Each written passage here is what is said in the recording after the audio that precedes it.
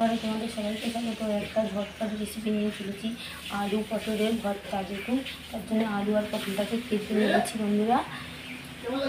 এদিকে কড়াই বসিয়ে একটু নুন আর তেল দিয়ে গরম করে নিয়েছি, তার মধ্যে ঝটপট করে আমি পটলগুলো দিয়ে দিচ্ছি। দেখুন, এই ঝটপটের রেসিপি খেতে দুর্দান্ত লাগে। দেখুন, এইভাবে আমি পটলগুলো একটু ভেজে নেব।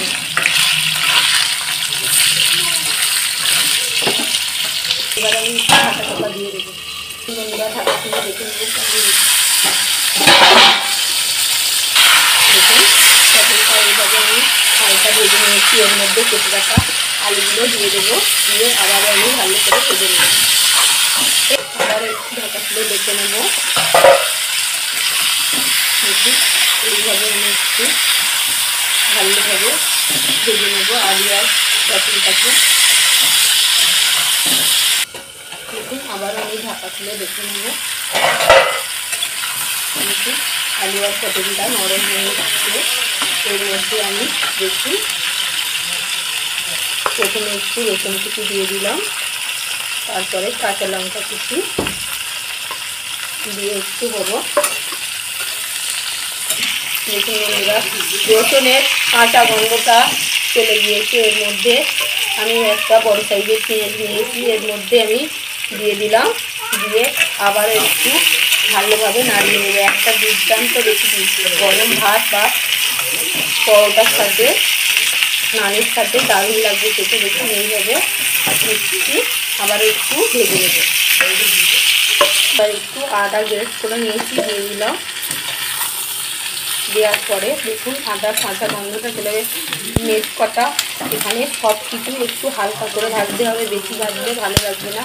এর মধ্যে কেটে রাখা টমেটোর টুকরো দিয়ে দিলাম, দিয়ে আবারও একটু ঢাকা চাপা দেবো। দেখুন, এইভাবে দেখুন বন্ধুরা, এখানে একটু পুরানো তেঁতুল নিয়েছি।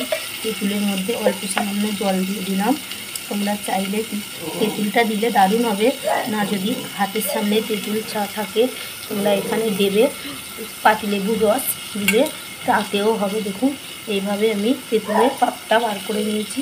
পাল্পটা এইভাবে আমি নিয়ে নিয়েছি। দেখুন, এরকম এতটা পরিমাণ নিয়েছি। আবারও দেখুন, দেখুন কত সুন্দর হয়েছে, দেখতে কত সুন্দর লাগছে। সবগুলো এইভাবে আমি রেডি করে ভেজে নিয়েছি। দেখুন, সব ভেটাগুলো কি সুন্দর নরম হয়েছে, আর কালারটা কি সুন্দর একটা সেন্ট হয়ে এসছে। দেখুন, এর মধ্যে আমি এবার একটু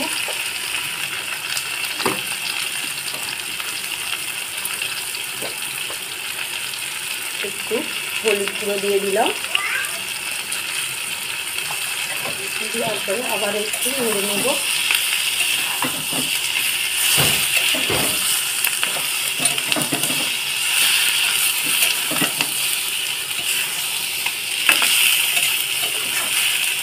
অবশ্যই পেঁয়াজটাকে একটু লম্বা লম্বা করে কেটে নিতে হবে। এর মধ্যে একটু আমি লঙ্কার গুঁড়ো দিয়ে দিলাম, তারপরে জিরে ধনে আর গোলমরিচ গুঁড়ো দিয়ে দিলাম। দেওয়ার পরে আবারও আমি হালকা হাতে এইভাবে নেড়ে নেব।